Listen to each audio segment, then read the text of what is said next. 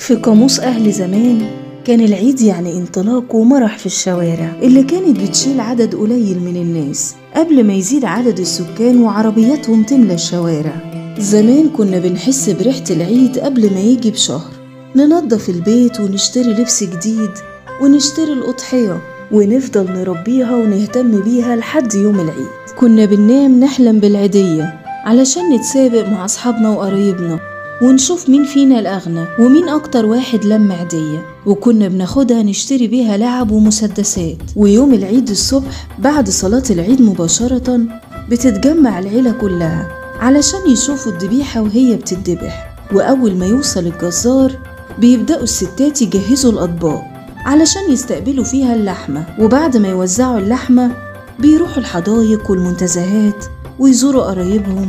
ومن الحاجات المهمة في العيد زمان زيارة المقابر واللي لسه موجودة لدلوقتي.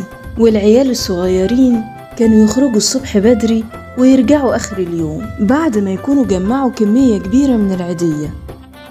ومن مظاهر الاحتفال بالأعياد في مصر زمان مرجحة خشب وعازف بيانولا وقراداتي على الكورنيش.